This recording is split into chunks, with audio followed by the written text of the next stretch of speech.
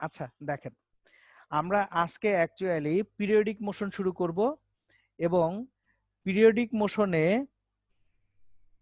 আমি শুরু করব একেবারে বেসিক জিনিসপত্রগুলো দিয়ে, মানে যেগুলো আমরা পড়ে আসছিলাম আগে থেকে সেই জিনিসপত্রগুলো দিয়ে আমি স্টেপ ওয়াইজ শুরু করব। সো পিরিয়ডিক মোশনের একেবারে প্রথম যে জিনিসটা সেটা হচ্ছে সিম্পল হারমোনিক মোশন বা সরল ছন্দিত গতির যে ব্যবকলনীয় সমীকরণ সেটা দিয়ে শুরু করব, কারণ এই ব্যবকলনীয় সমীকরণ দিয়ে অনেক রকম কোশ্চেন আসে। দেখেন আমরা নর্মালি জানি, আচ্ছা টপিকটা নিয়ে দেখি, সরল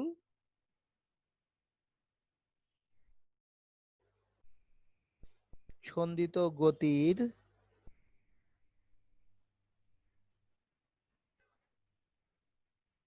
ব্যবকলনীয় সমীকরণ। তাহলে এটা হচ্ছে differential equation of simple harmonic motion. আমরা জানি F equals to M A ছিল, সেখান থেকে actually D square X by DT square plus omega square X equals to আমরা 0 পেয়েছিলাম। সো এই যে এই ইকুয়েশনটাই হচ্ছে সরল ছন্দিত গতির ব্যবকলনীয় সমীকরণ, যেখানে ওমেগা ইকুয়ালস টু কি ছিল, root over K by M, যেখানে ওমেগাটা হচ্ছে অ্যাঙ্গুলার ফ্রিকোয়েন্সি বা কৌণিক কম্পাঙ্ক,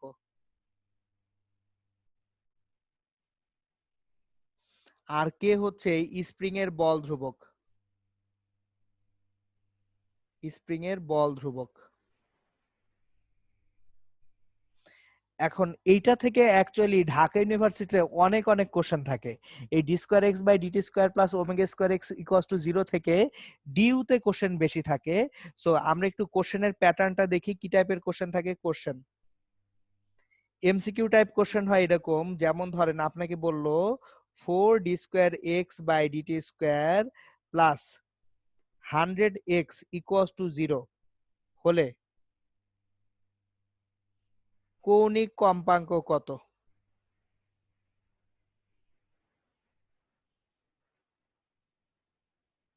এখন আমরা এখানে কৌণিক কম্পাঙ্ক জিনিসটা খেয়াল করেন, মিস্টেকটা কোথায় হয়, মিস্টেকটা হয় হচ্ছে তাড়াহুড়ার ফলে এক্স এর সহগটাকে আমরা ওমেগা স্কোয়ার বলে ফেলি। না, আপনাকে ইকুয়েশনটাকে স্ট্যান্ডার্ড করতে হবে আগে।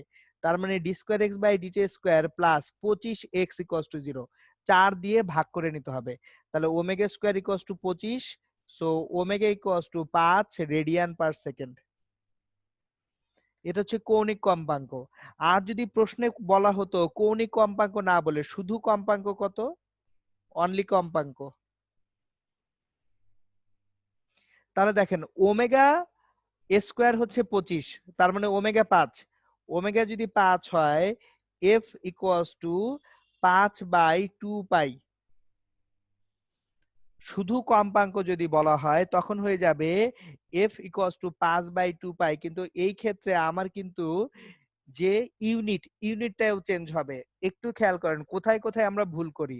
আমরা ভুল করি হচ্ছে ইউনিটেও ভুল করে অনেক সময়, শুধু মানে যে ভুল করি আমরা তা নয়, মানের পাশাপাশি আমরা যে ইউনিটটা আছে এককটাও ভুল করি। এই কারণে একক খেয়াল রাখবেন যে আমার যদি কৌণিক কম্পাঙ্ক বলে তাহলে সেটা হবে রেডিয়ান পার সেকেন্ডে, আর যদি কম্পাঙ্ক বলা হয় সেক্ষেত্রে কম্পাঙ্ক কিসে হবে, কম্পাঙ্ক হবে আমাদের অ্যাকচুয়ালি হার্টজে। এখন এটা গেল হচ্ছে আমাদের ফার্স্ট কোশ্চেন। নেক্সট, আমি যখনই ওমেগা সমান root over K by M পেয়ে যাচ্ছি, এখান থেকে আরো কিছু জিনিসপত্র পাবো, পর্যায়কাল।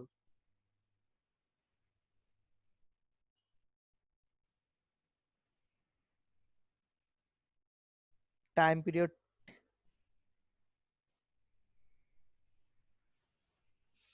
পর্যায়কালের বেলায় এই যে দেখেন omega equals to root over K by M ছিল, তাহলে এখানে T equals to 2 pi root over M by K. এখন এখান থেকে কিছু জিনিসপত্র শিখে রাখতে হবে আমাদের, যে পর্যায়কালটা আছে সেটা শুধুমাত্র যে ভর এবং ভরের সঙ্গে কিসের সঙ্গে সম্পর্কিত, স্প্রিং এর বল ধ্রুবকের সঙ্গে, স্প্রিং কনস্ট্যান্টের সঙ্গে সম্পৃক্ত। এখানে কিন্তু কোনোভাবেই কতটুকু টানতেছেন বিস্তারের সঙ্গে পর্যায়কালের কোনো সম্পর্কই নেই। বিস্তারের সাথে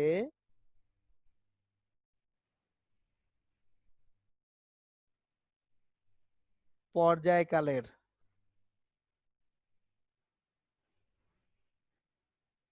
কোনো সম্পর্ক নেই।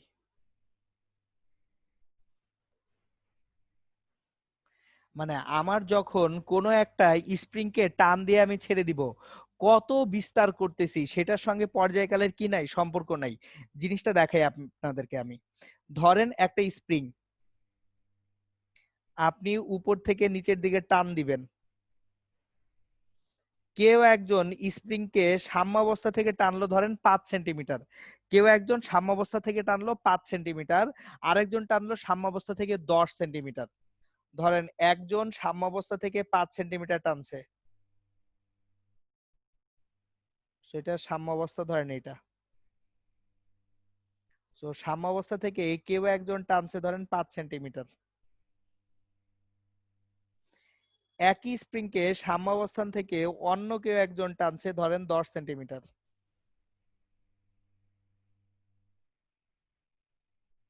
অন্য কেউ একজন স্প্রিংটাকে সাম্যাবস্থা থেকে টানবে 10 সেন্টিমিটার। সো সাম্যাবস্থান থেকে স্প্রিংটাকে কতটুকু টানতেছেন তার সঙ্গে পর্যায়কালের কোনো সম্পর্ক নেই।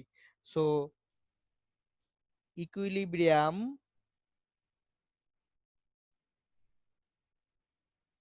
বা সাম্যাবস্থান হতে বিস্তার, অ্যামপ্লিটিউড এর সাথে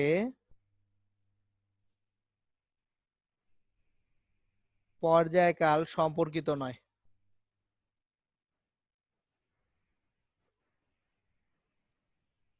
আপনি ইকুইলিব্রিয়াম পজিশন থেকে কম টানেন বেশি টানেন যত ইচ্ছা টানেন, সবসময়ই আপনার পর্যায়কাল কি হবে, একই থাকবে। এখন একটা জিনিস মাথায় রাখবেন, সরল ছন্দিত গতি হওয়ার জন্য যখন স্প্রিংটাকে আমরা টানতেছি, স্প্রিংকে যখন টানবো,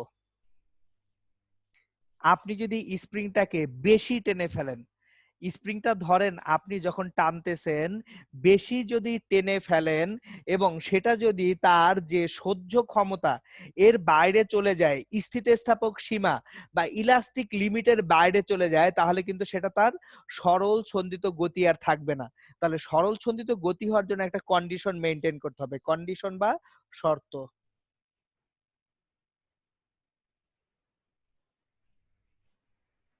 সাম্যাবস্থান হতে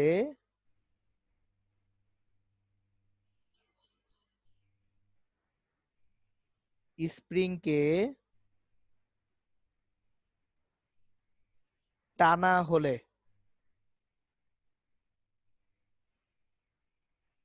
স্থিতিস্থাপক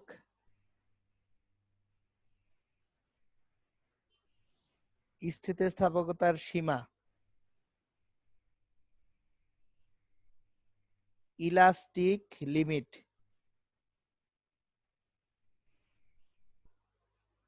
অতিক্রম করা যাবে না।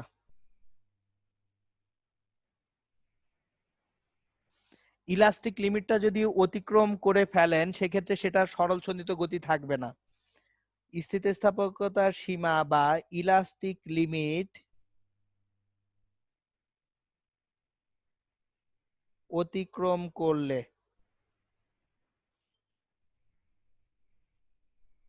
তা আর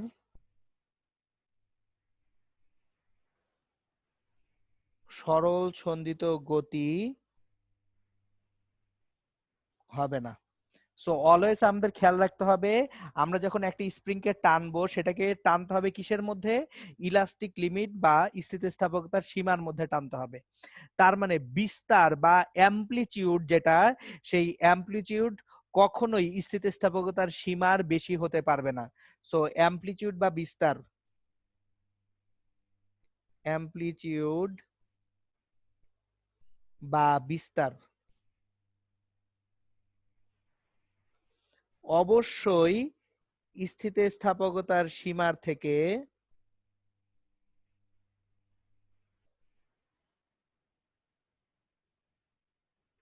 ছোট হতে হবে। তা না হলে কি সরল ছন্দিত গতি হবে? তা না হলে সরল ছন্দিত গতি হবে না। সুতরাং আমরা এখানে তাহলে সরল ছন্দিত গতির ব্যবকলনীয় সমীকরণ দেখলাম এবং ব্যবকলনীয় সমীকরণের কিছু শর্ত দেখলাম যে এই শর্তগুলো অবশ্যই কি হইতে হবে? মেইনটেইনড হইতে হবে। এখন আমরা যখন সমীকরণের সমাধান করছি, ব্যবকলনীয় সমীকরণের সমাধান যখন সমীকরণের সমাধান করে আসছি, আমরা পড়ে আসছি এক্স সমান A sine omega T plus del. So সমীকরণ ছিল D square X by DT square plus omega square X সমান 0। এই সমীকরণের একটা সমাধান হচ্ছে আমার এক্স সমান A sine omega T plus del. তাহলে অলরেডি ওমেগা কি সেটা আমরা জানছি। এবার আসেন ডেল। এই ডেলটাকে বলা হয় আদি দশা, ইনিশিয়াল ফেজ। আদি দশা বা ইনিশিয়াল ফেজ। এখন আদি দশা বা ইনিশিয়াল ফেজ অ্যাকচুয়ালি কি নির্দেশ করে? ইনিশিয়াল ফেজ বা আদি দশা নির্দেশ করে শূন্য সময়ে কণার কৌণিক সরণ নির্দেশ করে। যে এই যে আমার যখন একটা কণার বেগ বা অন্য কিছু আমরা দেখতেছি, জিরো টাইমে কণাটা অ্যাকচুয়ালি কি অবস্থায় আছে সেটা ইন্ডিকেট করবে কি দিয়ে? সেটা ইন্ডিকেট করবে অ্যাকচুয়ালি আপনার, সেটা ইন্ডিকেট করবে এই ইনিশিয়াল ফেজ দিয়ে। ঠিক আছে, ওকে। বলেন। এখন আদি দশাটা আমরা কিভাবে নির্ণয় করব? শূন্য সময়ে কণার যে কৌণিক সরণ, সেই আদি দশায় কিভাবে নির্ণয় করা যায়? সো আমাদের এখন পরবর্তী কাজ হচ্ছে আদি দশা নির্ণয়।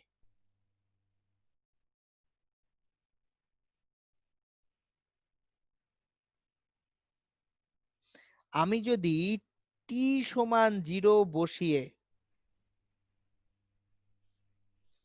এক্স সমান A sine omega T plus del এই সমীকরণ হতে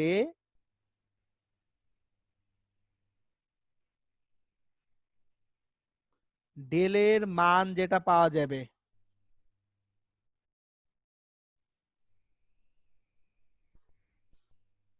আদি দশা পাওয়া যাবে।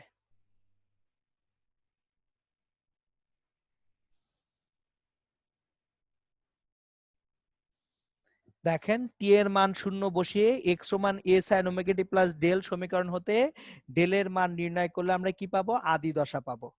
ধরেন আপনাকে একটা প্রশ্ন করা হলো, প্রশ্নটা আমি বলতেছি বুঝিয়ে। কোশ্চেন: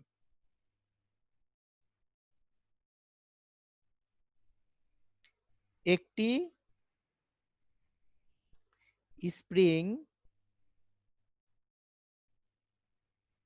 10 সেন্টিমিটার বিস্তারে সরল ছন্দিত গতিতে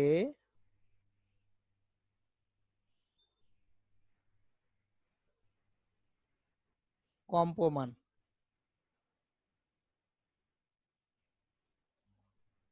শূন্য সময়ে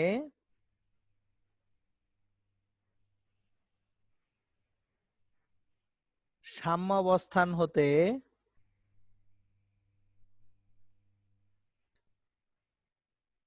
সরণ 5 সেন্টিমিটার হলে আদি দশা কত? খেয়াল করেন কি বলছে, স্প্রিংটা 10 সেন্টিমিটার বিস্তার নিয়ে সে কি করছে? কম্পিত হচ্ছে। শূন্য সময়ে সাম্য অবস্থান হতে তার সরণ কত সেন্টিমিটার দেওয়া আছে? 5 সেন্টিমিটার দেওয়া আছে। তাহলে তার আদি দশা কত হবে? এখন আর কিচ্ছু দেওয়া আছে? দেওয়া নাই। দরকার আছে? দরকার নেই। দেখেন x সমান a sin omega t plus del. আমি কি বলছি যে t এর মান 0 বসাবো। আমরা t এর মান কত বসাবো? 0 বসাবো। তাহলে t সমান 0। এই t সমান 0 তে x এর ভ্যালু কত? 5। বলেই দিছে শূন্য সময়ে সাম্যাবস্থান হতে সরণ কত? 5 সেন্টিমিটার। তাহলে t সমান 0 হলে x এর ভ্যালু 5 হবে। সেক্ষেত্রে x এর ভ্যালু 5, a বিস্তার কত? 10 সাইন ওমেগা জানার কোনো দরকারই নেই, কারণ শূন্য সময় নিয়ে কাজ করছি। তাহলে 10 sin del equals to 5 or sin del equals to half। তাহলে ডেল্টা ইকুয়ালস টু হবে 30 ডিগ্রি। সো দেখেন আদি দশা বের করার জন্য আপনার কয়টা জিনিস লাগবে? অনলি দুইটা জিনিস, এক হচ্ছে বিস্তার এবং আরেকটা হচ্ছে শূন্য সময়ে কণার সরণ। তাহলে দেখেন শুধুমাত্র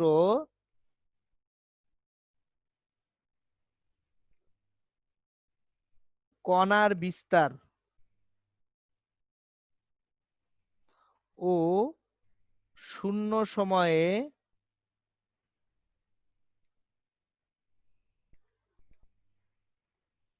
কণা সরণ হতে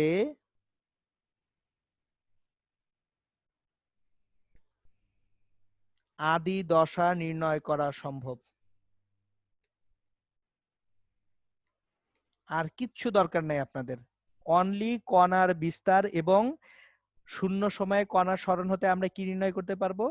আদি দশা নির্ণয় করতে পারবো। তাহলে এটা গেল আদি দশা নির্ণয় করার একটা প্রসিডিউর।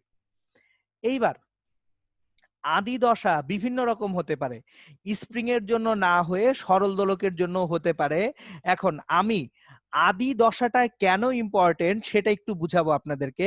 কারণ আসলে আদি দশা যদি আপনি ঠিক মতো বের না করতে পারেন, তাহলে যে সরল সন্ধিত গতির ইকুয়েশন বা সমীকরণ সেটা আপনার ঠিক মতো বের হবে না। আর যদি একবার সরল সন্ধিত গতির ইকুয়েশন ঠিক মতো বের না হয়, তাহলে আপনার পুরো জিনিসটার মধ্যে একটা হযবরল অবস্থা তৈরি হয়ে যেতে পারে। চলেন আমরা তাহলে একটু আদি দশা বিভিন্ন ক্ষেত্রে বের করতে শিখি। বিভিন্ন ক্ষেত্রে আদি দশা নির্ণয়।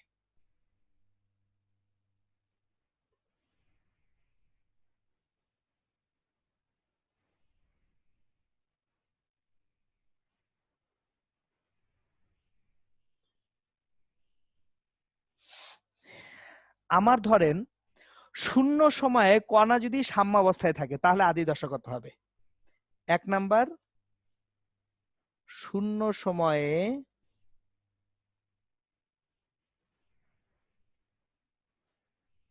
কণা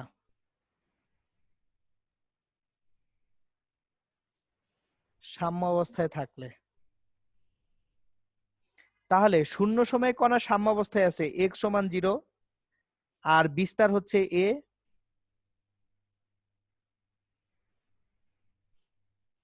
তাহলে আমরা কি জানি? x সমান a sin omega T plus del. এখন x এর value 0 equals to a sin omega into 0 plus del. তাহলে a sin del equals to 0 or sin del equals to 0, তাহলে ডেল ইকুয়ালস টু 0। তাহলে যদি আমরা কোনো একটা কণা শূন্য সময়ে সাম্যাবস্থায় থাকে, বা যদি স্টপ ওয়াচ ঘড়িটা যখন চালু করা হচ্ছে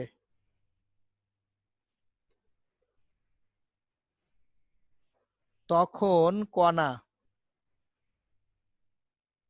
সাম্যাবস্থানে থাকলে,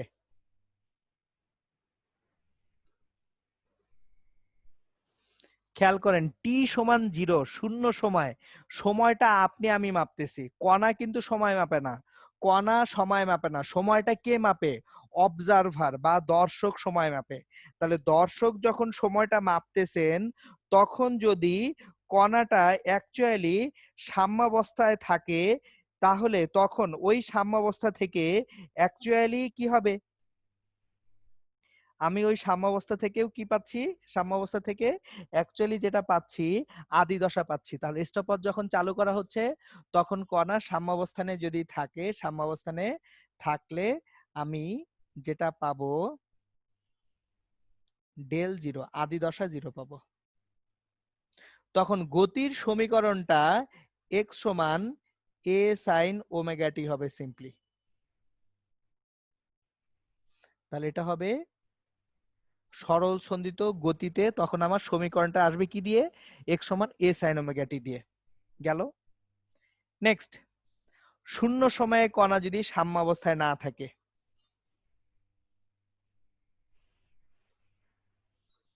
শূন্য সময়ে কণা বিস্তার বা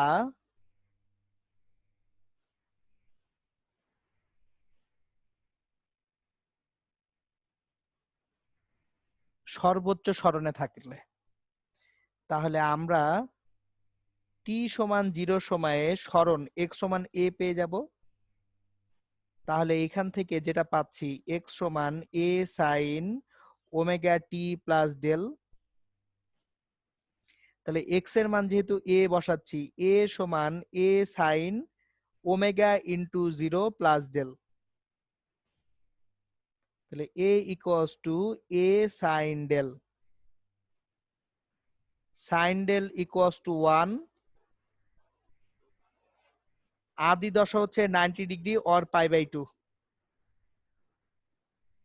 তাহলে আমরা আদি দশা পাচ্ছি 90 ডিগ্রি বা পাই বাই 2 পাচ্ছি। এখন দেখেন এইটার প্রয়োগটা কোথায়? এইটার প্রয়োগ না অনেক বেশি। শূন্য সময়ে কণা বিস্তার বা সর্বোচ্চ সরণে থাকাটাই প্র্যাকটিক্যাল। ধরেন আপনি একটা স্প্রিংকে যে কোনো একদিকে টেনে ছেড়ে দিচ্ছেন। এক্সাম্পল, একটি স্প্রিংকে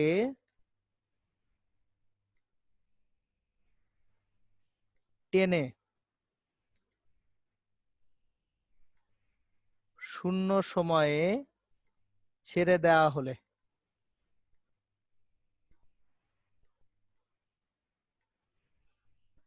খেয়াল করেন আপনি একটা স্প্রিংকে টেনে শূন্য সময়ে ছেড়ে দিচ্ছেন, তাহলে স্প্রিংকে যেখান থেকে ছেড়ে দিচ্ছেন, যে পর্যন্ত স্প্রিংটাকে টেনে নেওয়া হয়েছে ওই পর্যন্তই কি বিস্তার না? যে পর্যন্ত স্প্রিংটাকে টেনে নেওয়া হয়েছে সেটা কি বিস্তার? তাহলে যে পর্যন্ত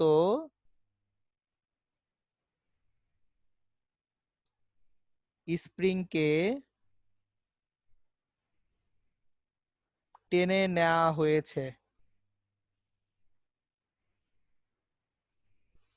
সেটা আমার কি বিস্তার। তাহলে আপনি বিস্তার থেকে ছেড়ে দিছেন, তাহলে আপনার এখানে ডেল্টার ভ্যালু কত হবে? Pi by 2। তাহলে আপনার ইকুয়েশন কি হবে? এক্স সমান A sine omega T plus pi by 2। তার মানে ইকুয়েশনটাই হয়ে যাবে এ কজ ওমেগা টি। সুতরাং যদি একটা স্প্রিংকে টেনে শূন্য সময়ে ছেড়ে দেওয়া হয় তাহলে এক্স সমান আসবে এ কজ ওমেগা টি দিয়ে, অথবা একটি সরল দোলককে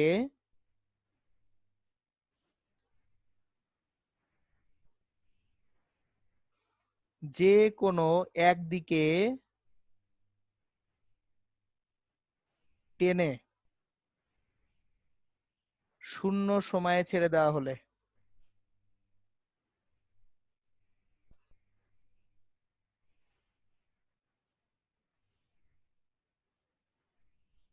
এক্ষেত্রেও এক্স সমান কি আসবে? এ কজ ওমেগা টি আসবে। ডেল্টা আদি দশা 90 ডিগ্রি বা পাই বাই 2, 90 ডিগ্রি বা পাই বাই 2 রেডিয়ান হবে।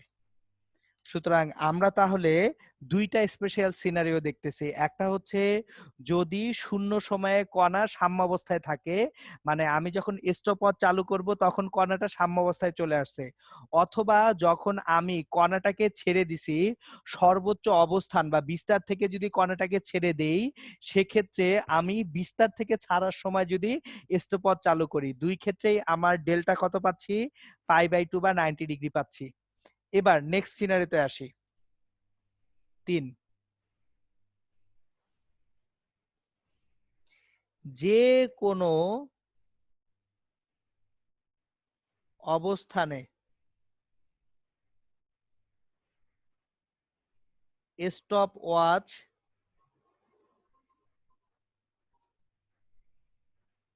চালু করা হলে বা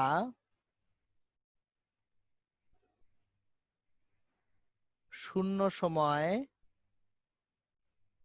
কাউন্ট করা হলে। আমি যখন দোলকটা নিয়ে কাজ করতেছি বা স্প্রিংটাকে নিয়ে কাজ করতেছি, আমি পার্টিকুলারলি যে কোনো অবস্থানেই থাকতে পারি। আমার স্টপওয়াচ আমি যখন ইচ্ছা তখন চালু করতে পারি। তাহলে যদি যে কোনো অবস্থানে স্টপওয়াচ চালু করা হয় বা শূন্য সময় কাউন্ট করা হয়, তাহলে ধরেন এক্স এর একটা মান আমি নিচ্ছি।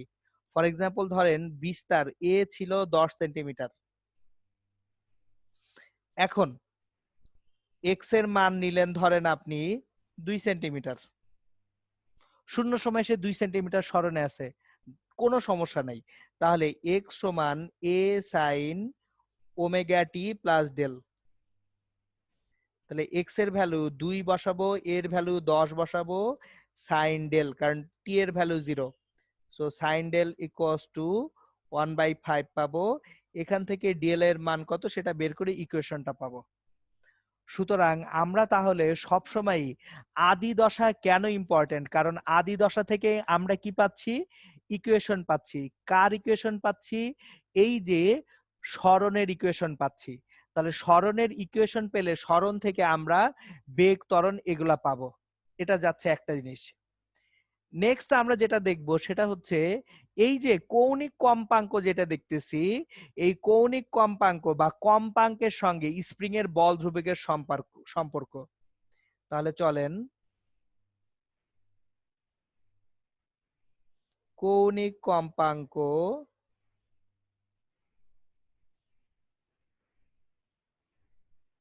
ও কম্পাঙ্কের সাথে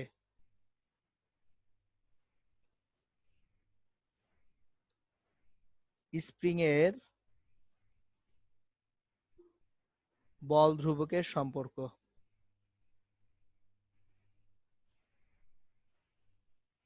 আমার যে কৌণিক কম্পাঙ্ক আছে বা কম্পাঙ্ক আছে সেটার সঙ্গে বল ধ্রুবকের সম্পর্ক কি হবে, আমরা অলরেডি ওমেগা সমান √k/m পড়ে আসছি।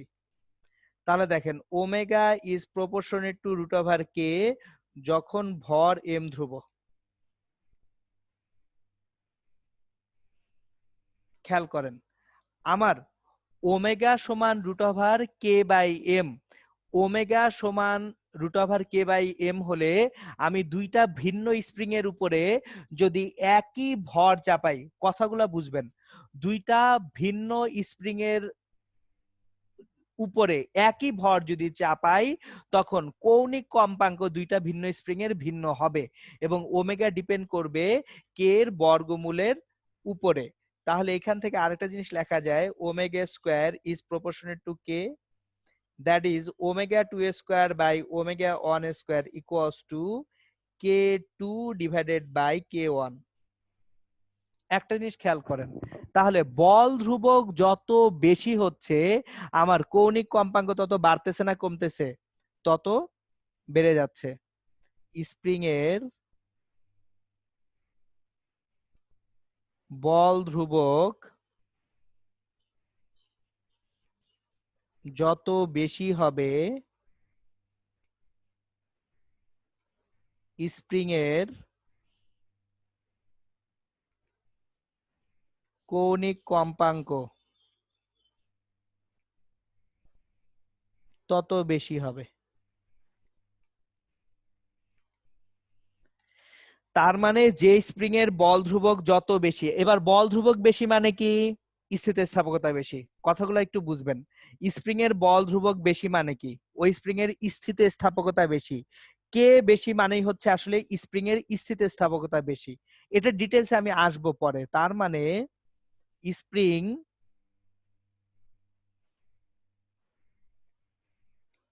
যত বেশি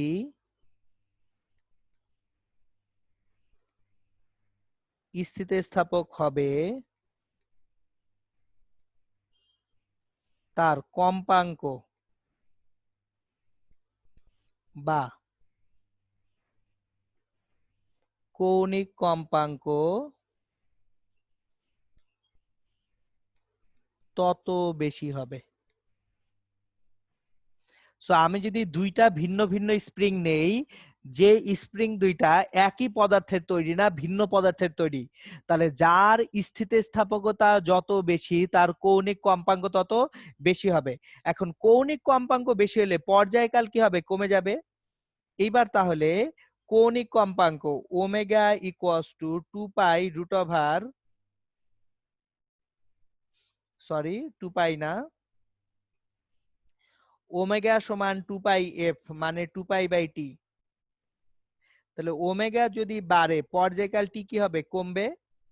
সুতরাং যে স্প্রিং এর স্থিতিস্থাপকতা যত বেশি তার পর্যায়কাল তত কম, তার মানে কি সে তত দ্রুত কাঁপবে। সো খেয়াল করেন, এই যে আপনাদের থিওরিটিক্যাল যে এমসিকিউ কোশ্চেন গুলা ডিউতে থাকবে বা মেডিকেলে থাকবে সব হচ্ছে এই টাইপ কোশ্চেন গুলা।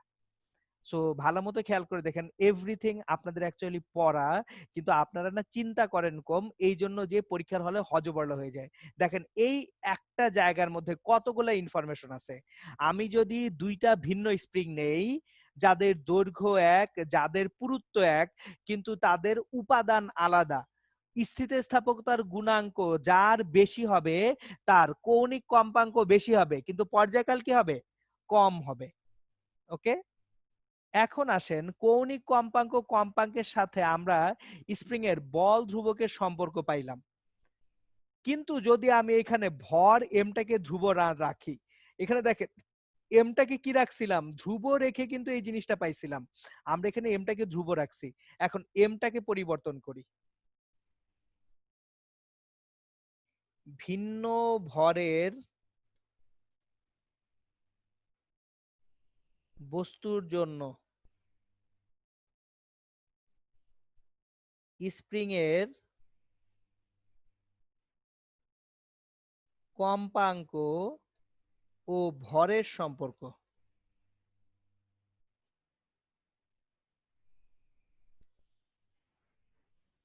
এখন আমার স্প্রিংটা চেঞ্জ করতেছি না, স্প্রিংটা একই স্প্রিং রাখতেছি। আমি এখন কি করতেছি না, স্প্রিংটাকে চেঞ্জ করতেছি না, স্প্রিংটাকে আমি রাখতেছি একই স্প্রিং।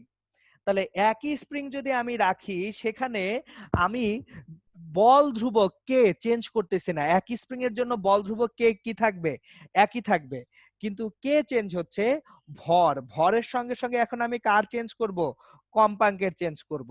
তাহলে দেখেন ভরের সঙ্গে কম্পাঙ্কের চেঞ্জ যদি করি, ওমেগা সমান root over K by M, তাহলে আমি ভরের সাথে কম্পাঙ্ক কিরকম ভাবে চেঞ্জ হয় সেটা দেখব। So omega is proportionate to 1 by root over M. দেখেন ভর যদি বাড়ে কৌণিক কম্পাঙ্ক বা কম্পাঙ্ক কমবে। আবার ওমেগা মানে কি 2 পাই এফ না? তার মানে F 1 by root over M এর সমানুপাতিক। দেখেন তাহলে একই স্প্রিং এর জন্য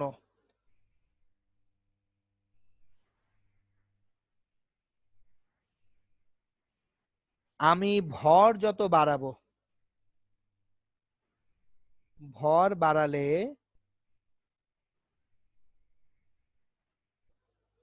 কম্পাঙ্ক বা কৌণিক কম্পাঙ্ক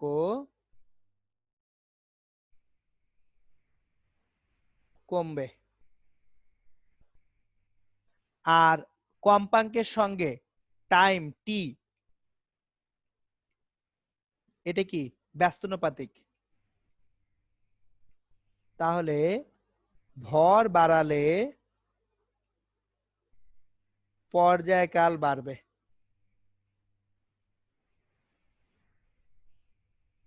সুতরাং এই যে এই প্রত্যেকটা জিনিস তাহলে কার সঙ্গে সম্পর্কিত? আমরা কি একই স্প্রিং ইউজ করতেছি, নাকি ভিন্ন পদার্থের তৈরি একই রকম স্প্রিং ব্যবহার করতেছি? তার কম্পাঙ্ক, কৌণিক কম্পাঙ্ক, পর্যায়কাল, এই জিনিসপত্রগুলোর মধ্যে সম্পর্ক এইরকম। এখন আসেন আমরা এই রিলেটেড একটু ম্যাথ করি কোশ্চেন।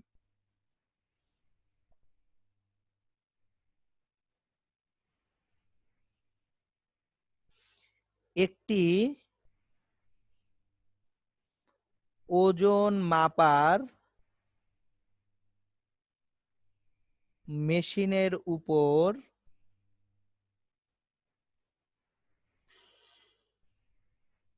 25 কিলোগ্রাম ভরের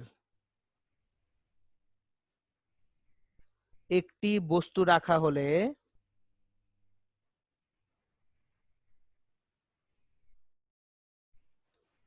মেশিনটি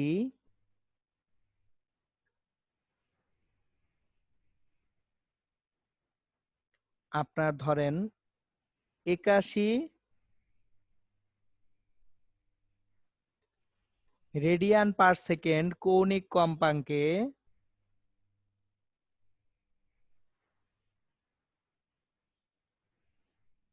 কম্পিত হয়। কৌণিক কম্পাঙ্ক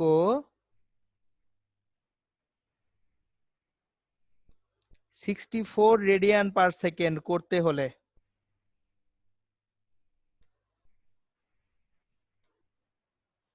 কত ভরের বস্তু ওই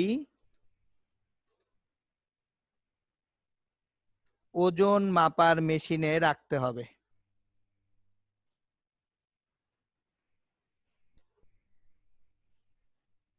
প্রশ্নটা খেয়াল করেন। আপনি একটা ওজন মাপার মেশিনের উপরে 25 কিলোগ্রাম ভরের একটা বস্তু রেখে দিছেন। মেশিনটা 81 রেডিয়ান পার সেকেন্ড কৌণিক কম্পাঙ্কে কম্পিত হচ্ছে। আপনার কৌণিক কম্পাঙ্ক করতে চান 64 রেডিয়ান পার সেকেন্ড, তাহলে কত ভরের বস্তু ওই ওজন মাপার মেশিনে আপনি রাখবেন? খুবই ভালো কোশ্চেন। তাহলে একটা জিনিস খেয়াল করেন, কার সঙ্গে কার সম্পর্ক? ওমেগার সঙ্গে ভরের সম্পর্ক। আমার কিন্তু এখানে কেটা ধ্রুবক, কারণ একই ওজন মাপার মেশিন। তাহলে omega is proportionate two 1/√m না? কারণ ওমেগা সমান √k/m ছিল। তাহলে এখান থেকে omega square is proportionate to 1/m। এখন দেখেন, আমার তাহলে যেটা দাঁড়াচ্ছে omega 2 square by omega 1 square equals to কি m1/m2 ব্যস্তানুপাতিক। সো আমার তাহলে ওমেগা 2 স্কোয়ার, ওমেগা 2 হচ্ছে 64, ওমেগা 1 স্কোয়ার, ওমেগা 1 স্কোয়ার হচ্ছে 81, m1/m2, m1 হচ্ছে 25, m2 কত জানি না। তাহলে m2 equals to 25 into 81 square divided by 64 square, এত কিলোগ্রাম। তাহলে আমরা এখান থেকে বের করতে পারছি অ্যাকচুয়ালি কিভাবে ভর চেঞ্জ করলে আমার কম্পাঙ্কটা চেঞ্জ হবে। এগুলো সাধারণত একটু রিটেন টাইপ কোশ্চেন হয়ে যায়, এগুলো ডিরেক্টলি এমসিকিউ হয় না। তাহলে এগুলোর প্রিপারেশনটা রাখতে হবে আপনাদের রিটেনের জন্য। ওকে, সো এটা একটা কোশ্চেন।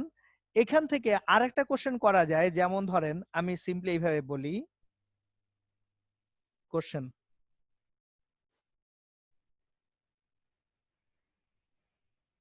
তোমার ভর 64 কিলোগ্রাম হলে এবং একটি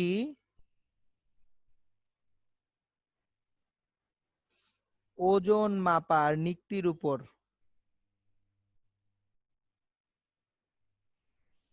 তুমি দাঁড়ালে নিক্তির কাঁটাটি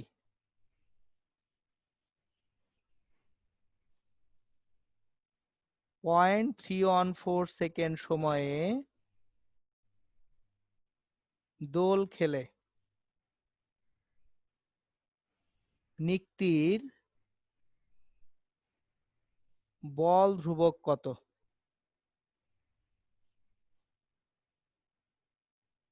খেয়াল করে দেখেন, আপনার ভর দেওয়া আছে 64 কিলোগ্রাম, আপনি একটা ওজন মাপার নিক্তির উপর দাঁড়াইছেন, নিক্তির কাঁটাটি 0.314 সেকেন্ড সময়ে দোল খাইছে। তাহলে দোল খাওয়া মানে কি পর্যায়কাল, টি হচ্ছে 0.314। এখন আমরা জানি ওমেগা ইকুয়ালস টু √k/m, তাহলে টি ইকুয়ালস টু 2/√m/k। আমার ভ্যালু কি কি দেওয়া আছে? T 0.314 equals to 2 into 3.14 √m/k। M হচ্ছে 64, কে কত জানি না। তাহলে একটা জিনিস খেয়াল করেন, এদিকে 0.314, ওইদিকে 3.14, তাহলে এইদিকে 1 করি, ওইদিকে 20 করি। 3.14 কে 0.314 দ্বারা যদি ভাগ করি তাহলে কত পাবো? 10 পাবো অবভিয়াসলি। তাহলে 10 যদি পাই, এখানে 20 হয়ে গেছে, ইন্টু 8 ইন্টু 1/√k। তাহলে √k ইকুয়ালস টু হচ্ছে 160। কে তাহলে কত হবে? 16 256 নিউটন পার মিটার। অ্যান্সার। সেই যে দেখেন উইদাউট ক্যালকুলেটর তাহলে এই টাইপ ম্যাথ গুলাও করা যায়। এবং ওজন মাপার যে মেশিন গুলো আছে, এই মেশিন গুলায় যে স্প্রিংটা থাকতেছে, স্প্রিং এর বল ধ্রুবক তাহলে এইভাবে নির্ণয় করা যায়। আপনি কোনো একটা বস্তু রাখলেন ওই স্প্রিং মাপার মেশিনের উপরে, সরি ওজন মাপার মেশিনের উপরে, তাহলে যে কাঁটাটা আছে, কাঁটাটা একটু দুলে তারপর শান্ত হবে। ওই যে একবার কমপ্লিট দোল দিতে যে সময় লাগছে, ওটা হচ্ছে তার পর্যায়কাল। তাহলে এই পর্যায়কাল যদি আপনার জানা থাকে তাহলে তখন স্প্রিং এর বল ধ্রুবক পাবেন। এই যে এই ম্যাথটা দেখালাম এবং প্রিভিয়াস যে ম্যাথটা দেখালাম, দুইটার সেম টাইপের কোশ্চেন বুয়েট ভর্তি পরীক্ষায় আসা। সো এখন দেখেন এগুলা যেহেতু ক্যালকুলেটর ছাড়াই করা যায়, তাহলে এগুলা কিন্তু ঢাকা বিশ্ববিদ্যালয়ের রিটেন পরীক্ষার জন্যও একেবারে অবলীলায় চলে আসতে পারে। তাহলে দেখেন একটা জিনিস, এতক্ষণ ধরে শুধুমাত্র আমরা এই যে সরল ছন্দিত গতির ব্যবকলনীয় যে সমীকরণটা আছে, এই সমীকরণটা নিয়ে আমরা কাজ করতেছি, সমীকরণের সমাধান নিয়ে কাজ করতেছি। এবার আমরা একটু সামনের দিকে আগাই। আমাদের যে সমীকরণের সমাধান, এটা থেকে বেগ, ত্বরণ এই টাইপ রাশিমালাগুলায় যাব। তাহলে সরল ছন্দিত গতিতে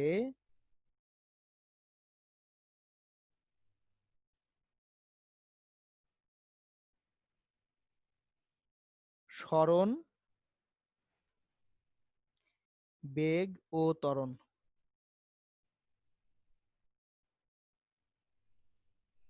আমরা রাশিমালাগুলা দেখব, এদের মধ্যে যে সম্পর্ক সেই সম্পর্কগুলা দেখব। তাহলে রাশিমালাগুলা যদি দেখি, এক্স সমান ছিল এ sine omega T plus del. এখান থেকে ভি আসে এ omega cause omega T plus del, এবং ওমেগা রুট ওভার এ স্কোয়ার মাইনাস এক্স স্কোয়ার। তারপর আমরা এখানে আরো পাই এ সমান মাইনাস ওমেগা স্কোয়ার এক্স। খেয়াল করেন এই জিনিসপত্রগুলো আমরা পড়ে আসছি। এখন এইখান থেকে সরল ছন্দিত গতি হওয়ার জন্য যে কন্ডিশন, সেই কন্ডিশনগুলো আমাদের মাথায় রাখতে হবে। দুইটা শর্ত যদি প্রযোজ্য না হয়, তাহলে কোনো একটা গতি কখনোই কি হবে না? সরল ছন্দিত গতি হবে না। এখন শর্ত দুইটা কি কি ছিল আমি একটু রিমাইন্ডার দিচ্ছি। শর্ত এক, শর্ত এক,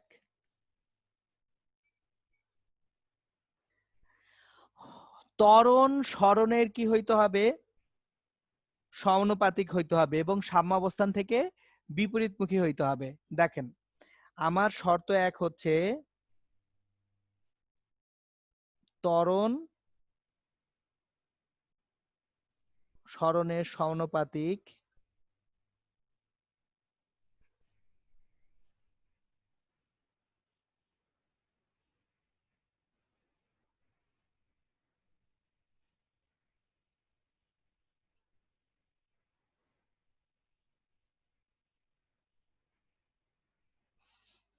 অ্যাকচুয়ালি সাম্যাবস্থান থেকে বিপরীতমুখী না বলে ত্বরণ সরণের সমানুপাতিক ও বিপরীতমুখী বললেই হয়ে যায়। সমানুপাতিক ও বিপরীতমুখী।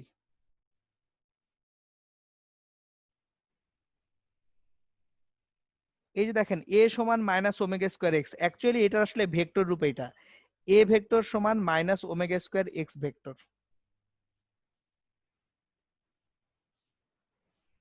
অ্যাকচুয়ালি ত্বরণ ভেক্টরটা সরণ ভেক্টরের কোন দিকে কাজ করে? ঠিক উল্টা দিকে কাজ করে, কিন্তু মানের বেলায় কিন্তু মাইনাসটা আনার দরকার নেই। আমরা যদিও বইপত্রে মানের বেলায় মাইনাসটা পড়ছে, আমরা ম্যাথ করতে গেলে মানের বেলায় মাইনাসটা ব্যবহার করব না। শর্ত দুই, নির্দিষ্ট বিন্দুকে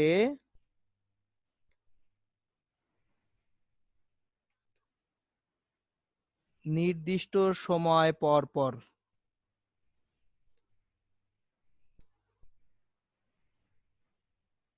একই দিক হতে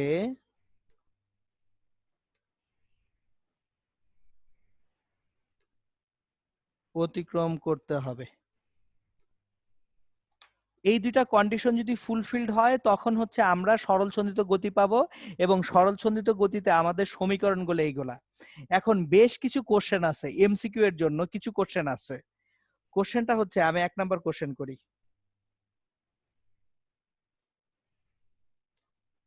সকল সরল সন্ধিত গতি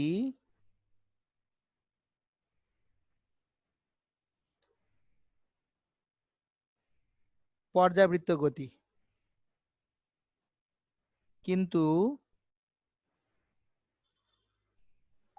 সকল পর্যাবৃত্ত গতি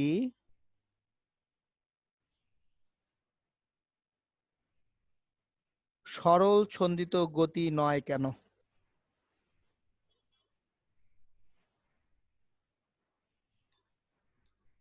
আমার যত সরল সন্ধিত গতি আছে সবাই পর্যাবৃত্ত গতি হইতেই হবে। পর্যাবৃত্ত গতি না হলে সেটা সরল সন্ধিত গতি হবে না। কিন্তু সকল পর্যাবৃত্ত গতি সরল সন্ধিত গতি নয় কেন, এটা এখন বুঝাইতে হবে আমাদেরকে। এখন দেখেন, সরল সন্ধিত গতির জন্য সবসময়ই আমার ত্বরণ সরণের সমানুপাতিক এবং সাম্যাবস্থান থেকে বিপরীতমুখী হইতে হবে। এখন একটু আপনাদেরকে বুঝিয়ে বলি, ধরেন ঘড়ির কাঁটার গতিটা এইটা একটা পর্যাবৃত্ত গতি, কিন্তু এই ঘড়ির কাঁটার গতিটা পর্যাবৃত্ত গতি হলেও সে তার যে গতিপথের অর্ধেকটা সময় একদিকে এবং বাকি অর্ধেকটা সময় অন্যদিকে যাচ্ছে না। আমি এখানে সরল সন্ধিত গতি না বলে সরল সন্ধিত স্পন্দন বলি, তাহলে আরো বুঝতে সুবিধা হবে। সরল সন্ধিত স্পন্দন পর্যাবৃত্ত গতি, কিন্তু সকল পর্যাবৃত্ত গতি সরল সন্ধিত স্পন্দন নয় কেন?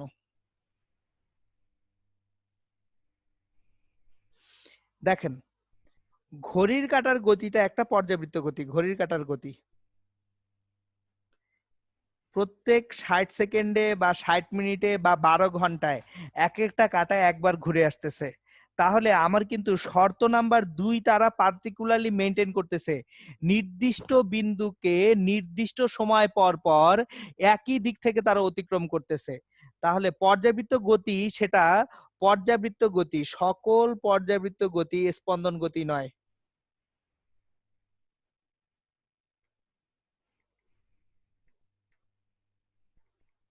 স্পন্দন গতি নয়। যেমন হচ্ছে আপনার ঘড়ির কাঁটার গতি,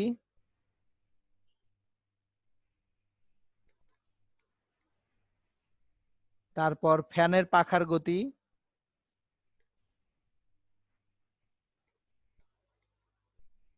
এরা পর্যাবৃত্ত গতি, কিন্তু তারা কি নয়? স্পন্দন নয়। কেন স্পন্দন নয়? স্পন্দন হওয়ার জন্য স্পেশাল কি লাগবে? গতিপথের অর্ধেক সময় একদিকে আর বাকি অর্ধেক সময়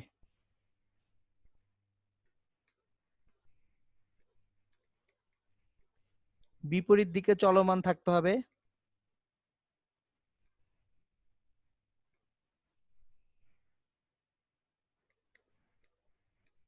তাহলে দেখেন, একটা স্প্রিং যখন ওঠানামা করতেছে, দুলতেছে, স্প্রিংটা অর্ধেক সময় নিচের দিকে নামে, বাকি অর্ধেক সময় কি উপরের দিকে ওঠে না? তাহলে স্প্রিংটা, এটার গতি একটা স্পন্দন গতি, কিন্তু স্প্রিং এর গতি স্পন্দন গতি হলেও স্প্রিং এর গতি এটা পর্যাবৃত্ত গতি প্লাস স্পন্দন গতি, এটা মাথায় রাখবেন। সকল স্পন্দন গতি পর্যাবৃত্ত, কারণ প্রত্যেকটা স্পন্দন গতির নির্ধারিত একটা সময় আছে, কিন্তু সকল পর্যাবৃত্ত গতি কি হবে না? স্পন্দন গতি হবে না। এটা হচ্ছে ডিফারেন্সটা। সো ডিফারেন্সটা আমরা মনে রাখলাম। এইবার আমরা আবার একটু পিছনে চলে যাই। এই যে ইকুয়েশন গুলা লিখছিলাম আমি, ত্বরণ বেগ সরণের যে ইকুয়েশন গুলা লিখছিলাম, এই ইকুয়েশন গুলা থেকে কি কি টাইপের কোশ্চেন হতে পারে ম্যাথ করি। কোশ্চেন,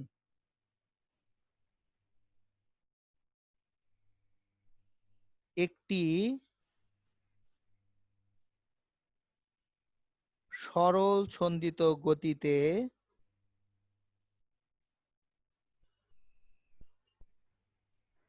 চলমান কণা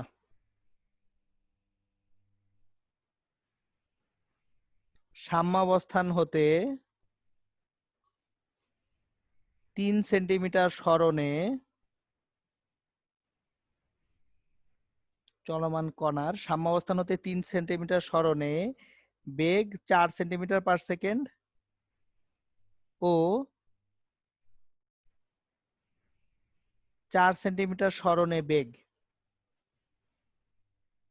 3 সেন্টিমিটার পার সেকেন্ড। কণার বিস্তার ও কৌণিক কম্পাঙ্ক কত?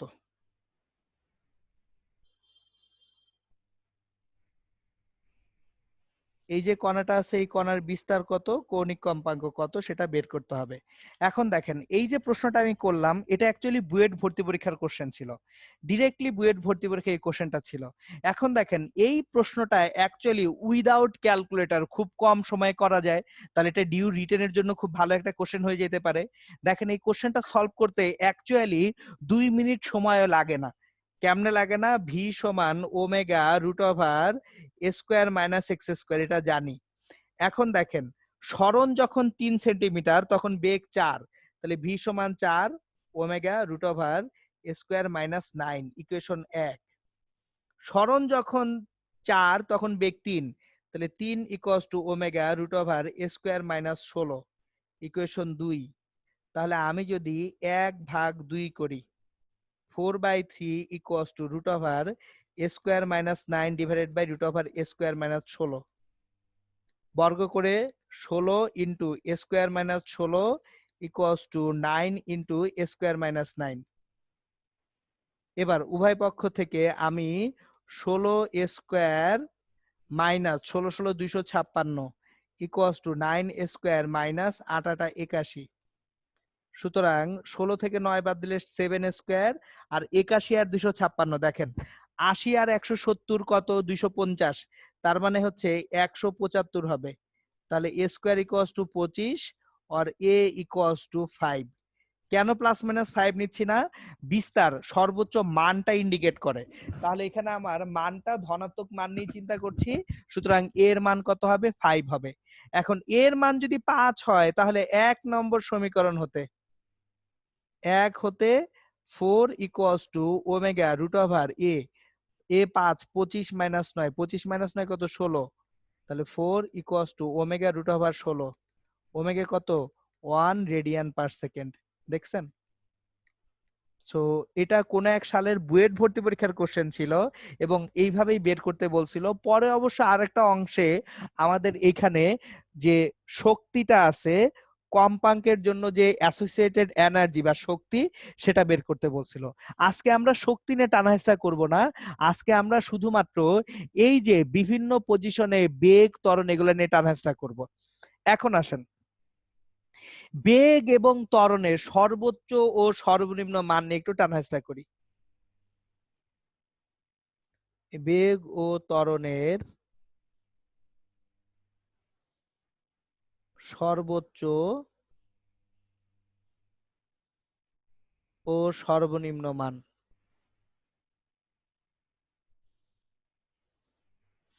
কোথায় বেগটা সর্বোচ্চ হবে, কোথায় সর্বনিম্ন হবে, কোথায় ত্বরণ সর্বোচ্চ হবে, কোথায় সর্বনিম্ন হবে, এগুলা দেখব। ধরেন এটা একটা সরল দোলক, আমি এক্সাম্পলটা সবসময় সরল দোলক দিয়ে দেই কারণ জিনিসটা বোঝাটা সহজ। তাহলে এই সরল দোলকটা এটা হচ্ছে তার সাম্যাবস্থান। আচ্ছা রশিটা একটু বেঁকা হয়ে গেছে, রশিটা একটু সোজা করে দিই। সো এখানে একটা অবলম্বন থেকে সরল দোলকটাকে ঝুলিয়ে দিছেন। এই সরল দোলকটাকে সাম্যাবস্থান থেকে টেনে এইদিকে এনে ধরেন ছেড়ে দিবেন। আপনি সরল দোলকটাকে সাম্যাবস্থান থেকে টেনে কোনো একদিকে এনে এইখানে এনে তারপর ছেড়ে দিবেন। এখান থেকে এনে টেনে ছেড়ে দিচ্ছেন। এখন একটা জিনিস খেয়াল করেন, যে অবস্থানে আপনি ধরে রাখছেন এই যে যেখান থেকে ছেড়ে দিবেন সেখানে পুরোটাই কি শক্তি? বিভব শক্তি। পুরোটা এখানে বিভব শক্তি। যেখানে সে সাম্যাবস্থানে আসলো পুরোটাই গতিশক্তি। তাহলে যেখানে পুরোটাই বিভব শক্তি সেখানে কোনো গতিশক্তি নাই। গতিশক্তি নাই বলে এখানে বেগ 0। আর যেখানে পুরোটাই গতিশক্তি সেখানে হচ্ছে V max equals to omega A. এখন যেখানে বেগ ম্যাক্সিমাম সেখানে ত্বরণ কি হবে? 0 হবে। এ মিনিমাম ইকুয়ালস টু 0। আর যেখানে বিভব শক্তি সর্বোচ্চ সেখানে ত্বরণটা কি হবে? সবচেয়ে বেশি শক্তি সে সঞ্চয় করে আছে। তাহলে A max equals to omega square A. কাজ শেষ, আর কিছু লাগবে না আপনাদের। অ্যাকচুয়ালি এই জিনিসগুলো জানতে হবে যে আমি একটা সরল সন্ধিত গতিতে যখন কণা দুলতেছে তার কোথায় বেগটা সর্বোচ্চ হবে, কোথায় বেগটা সর্বনিম্ন হবে। তাহলে আমরা জানি যে সাম্যাবস্থায় তার বেগ হয় সর্বোচ্চ, কিন্তু সাম্যাবস্থায় তার ত্বরণ হয়ে যাবে কত? সর্বনিম্ন। আর বিস্তার বা সর্বোচ্চ সরণে তার বেগটা হবে সর্বনিম্ন কিন্তু ত্বরণটা হবে কি? সর্বোচ্চ হবে। এখন এই যে কোথায় বেগ ত্বরণ সর্বোচ্চ সর্বনিম্ন এটা থেকে আসলে অনেক কিছু বের করা যায়। একটা জিনিস খেয়াল করেন, আমার ত্বরণ যেটা এ ম্যাক্স সমান ওমেগা স্কয়ারে, এখান থেকে অ্যাকচুয়ালি কৌণিক কম্পাঙ্ক omega A max by A বের করা যায় এইভাবে। দেখেন ওমেগা সমান root over A max by A বের করা যায়। এটা দিয়ে সুন্দর কিছু প্রবলেম করা যায়। আমি আজকের ক্লাসটা শেষ করব এই যে কৌণিক কম্পাঙ্ক ওমেগা সমান root over A max by A, এইটা থেকে কি কি জিনিসপত্র আসতে পারে সেটা দিয়ে। আবার ওমেগা সমান 2 পাই বাই টি না, তাহলে টি সমান 2 pi root over A by A max. আমি এখান থেকে কি কি প্রবলেম হতে পারে, কি কি ধরনের প্রশ্ন হতে পারে সেটা দিয়ে আজকের ক্লাসটা শেষ করব। একটা কোশ্চেন করি। কোশ্চেন, একটি উলম্বভাবে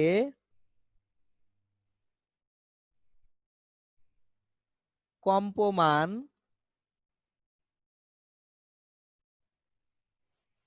প্ল্যাটফর্ম 4.9 মিটার বিস্তারে কম্পিত হলে কৌণিক কম্পাঙ্ক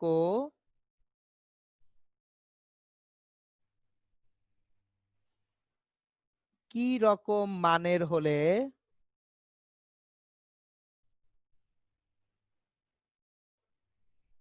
প্ল্যাটফর্মের উপর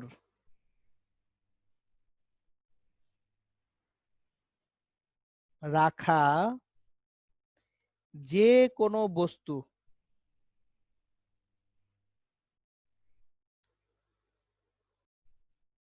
ছিটকে যাবে।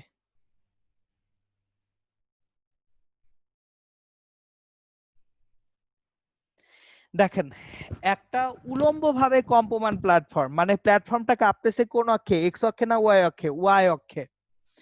এই প্ল্যাটফর্মটা কত বিস্তারে কাঁপতেছে? 4.9 মিটার বিস্তারে কম্পিত হচ্ছে। আচ্ছা, আবার রিপিট করি, এটাও বুয়েট ভর্তি পরীক্ষার কোশ্চেন। কিন্তু আবারও বলতেছি, কিছু কোশ্চেন অ্যাকচুয়ালি বুয়েট ভর্তি পরীক্ষায় আসছে বা ডিইউ রিটেনে আসার জন্য এগুলো দুর্দান্ত কোশ্চেন হইতে পারে।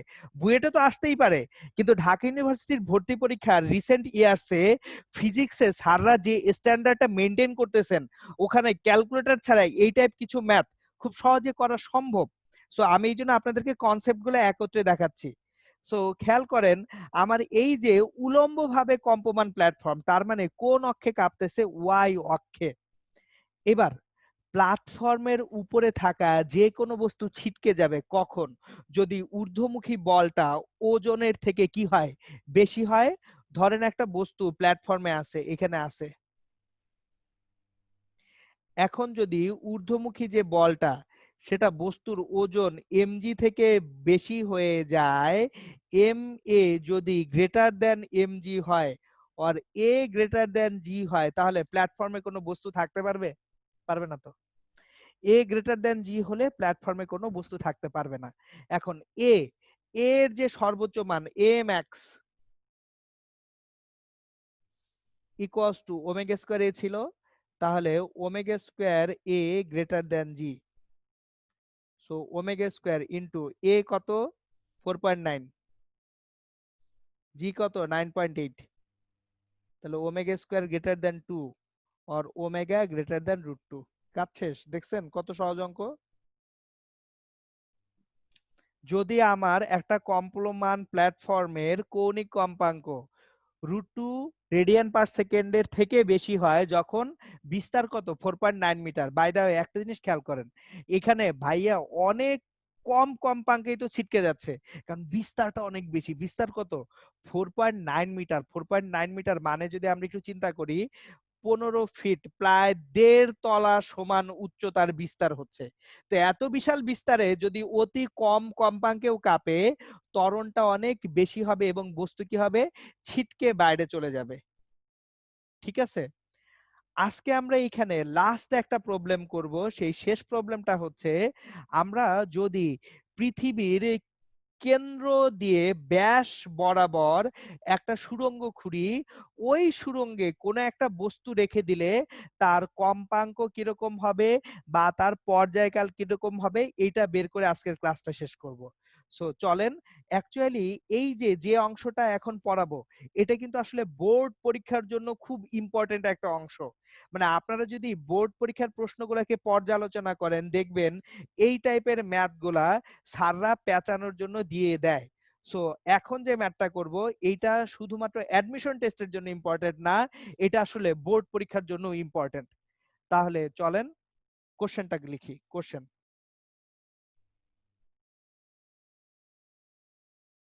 পৃথিবীর ব্যাস বরাবর একটি সুড়ঙ্গ খুঁড়ে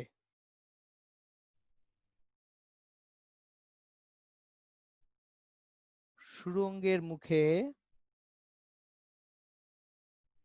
একটি বস্তু ছেড়ে দিলে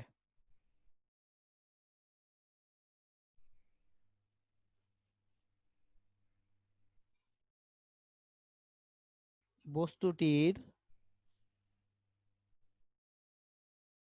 পর্যায়কাল কত হবে?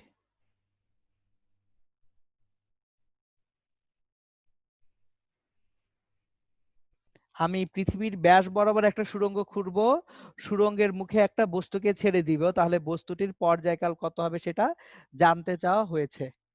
চলেন একটা জিনিস আগে চিন্তা করি। আমি যখন মহাকর্ষ অভিকর্ষ আপনাদেরকে পড়াচ্ছিলাম, জিনিসটা একটু খেয়াল করেন, আমাদের পৃথিবীর যে পৃষ্ঠে এখানে জি এর মানটা নর্মাল থাকতেছে, কিন্তু যতই নিচের দিকে যাব জি এর মান বাড়ে না কমে? আমি পৃথিবীর যতই নিচের দিকে ভিতরের দিকে যাব জি এর মান কমে, কমতে কমতে পৃথিবীর সেন্টার পয়েন্টে জি এর মানটা 0 হয়ে যায়। সো আমরা যদি পৃথিবীটাকে আঁকি এইভাবে, এটা যদি পৃথিবী নামক গোলকটা হয়, আমি এখানে একটা সুড়ঙ্গ খুঁড়বো এইভাবে, এটা কেন্দ্র, পৃথিবীর ব্যাসার্ধ আর, তাহলে ব্যাস বরাবর সুড়ঙ্গ খুঁড়ছি। এখন একটা জিনিস খেয়াল করেন, এখানে জি আছে, এখানে জি এর মান 0 হয়ে গেছে না? তাহলে সর্বোচ্চ ত্বরণ কোথায়? সুড়ঙ্গের মুখে। সো সর্বোচ্চ ত্বরণ সুড়ঙ্গের মুখে, এখানে এ ম্যাক্স ইকুয়ালস টু জি। তাহলে A max equals to omega square. A বিস্তার কত এখানে আর না? দেখেন সাম্যাবস্থান, এই যে কেন্দ্র হতে বিস্তার কত এ যেটা সেটাই আর। এ ম্যাক্স ইকুয়ালস টু জি, তাহলে জি সমান কত ওমেগা স্কয়ার আর। ওমেগা ইকুয়ালস টু √g/r, তাহলে টি সমান 2π√r/g। এখন এখানে কমন মিস্টেকটা যেটা হয়, আমি মিস্টেকটা বলে দিচ্ছি। মান বসানোর সময় ভুলক্রমে আর এবং জি এর ইউনিটটা আপনারা চেক করতে ভুল করে ফেলেন।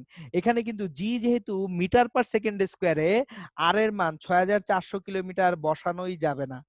আর এর মান বসাইতে হবে 6.4 ইন্টু 10⁶ মিটার, নাহলে ভুল হবে। 2π√6.4 ইন্টু 10⁶ ডিভাইডেড বাই জি এর মান 9.8 এত সেকেন্ড। তাহলে এখান থেকে মান বের করলে আমরা পর্যায়কাল পেয়ে যাব। কিন্তু এখানে একটা ইম্পর্টেন্ট ইস্যু আছে, এই ইস্যুটা আমি আপনাদেরকে বুঝিয়ে দিতেছি। ধরেন আপনাকে যদি প্রশ্ন করা হয় আমি যে বস্তুটাকে এই সুড়ঙ্গে ছাড়বো, বস্তুটিকে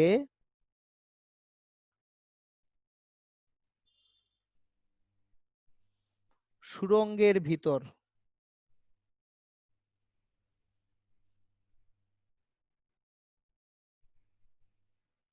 যে কোনো স্থান থেকে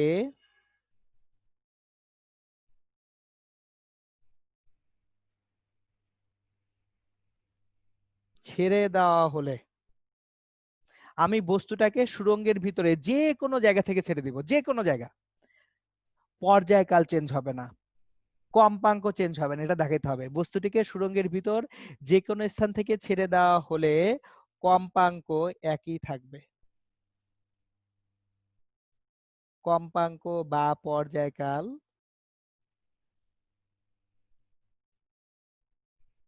একই থাকবে। প্রমাণ করো।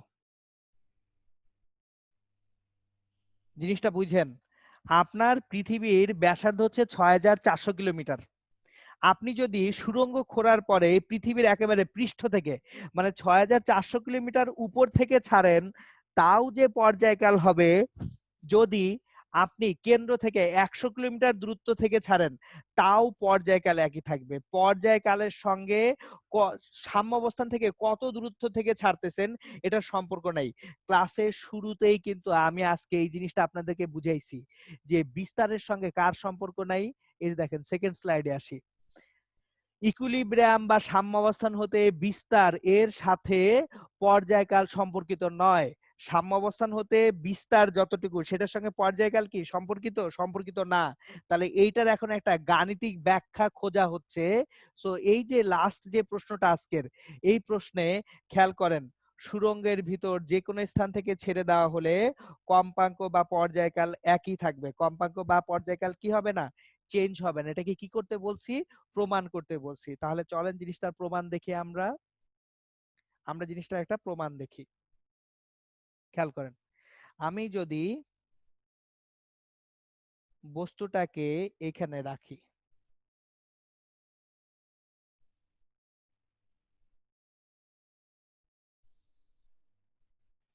আমি বস্তুটাকে পৃথিবীর ভিতরে যে কোনো জায়গা থেকে ছেড়ে দিব, ধরেন এখান থেকে ছেড়ে দিব। কোথা থেকে ছাড়বো? এখান থেকে ছাড়বো। বুঝেন, এখান থেকে ছাড়বো। তাহলে এই যে পৃথিবীর পৃষ্ঠ থেকে এই গভীরতা যদি ডি হয়, এটা কি আর মাইনাস ডি না? আমি তাহলে যদি এখান থেকে ছাড়ি বস্তুটাকে, কেন্দ্র হতে আর মাইনাস ডি দূরত্ব থেকে ছাড়তেছি, তাহলে A equals to omega square into কেন্দ্র হতে দূরত্ব বিস্তার এখন কত? R minus D. কথাটা বুঝেন, এ সমান omega square R minus D. এখন এ সমান হচ্ছে জি ডি, ডি গভীরতায় জি এর মান omega square R minus D. এখন জিডি জিনিসটা দেখি, জিডি সমান R minus D by R into G. মনে পড়ে কি? জিডি সমান R minus D by R, R minus D by R into G, মহাকর্ষ বিকর্ষ থেকে omega square R minus D. এখন তাহলে দেখি, আর মাইনাস ডি কাটাকাটি যাচ্ছে, omega square equals to G by R. তাহলে omega equals to root over G by R. So T equals to 2 pi root over R by G. দেখেন পর্যায়কাল change করতে পারছেন। আপনি একটা বস্তুকে পৃথিবীর ভিতরে খোঁড়া একটা সুড়ঙ্গের যে কোনো জায়গা থেকে ছেড়ে দেন, পর্যায়কাল চেঞ্জ হবে না, পর্যায়কাল সব সময় একই থাকবে, সেটা হবে টি সমান 2 pi root over R by জি হবে। সো তাহলে আজকে আমরা এই পর্যন্তই রাখতেছি। আমাদের পর্যাবৃত্ত গতির একেবারে আমি আজকে আপনাদেরকে যে জিনিসগুলো পড়লাম এটা কি, তাহলে হচ্ছে পর্যাবৃত্ত গতির যে রাশিগুলো আছে, বেগ, ত্বরণ, সরণ, এই রাশিগুলা কি ইন্ডিকেট করে এবং রাশিগুলার একটার সঙ্গে আরেকটার সম্পর্ক কি, কখন রাশিগুলা ম্যাক্সিমাম হবে মিনিমাম হবে, এই জিনিসগুলো আমরা পড়লাম। আমরা ইনশাল্লাহ নেক্সট ক্লাসে মানে আগামীকাল যেটা করব, আগামীকাল না মানে শনিবার দিন আমরা শক্তি এবং ওই রিলেটেড বাকি জিনিসপত্রগুলো ইনশাআল্লাহ দেখব। ওকে?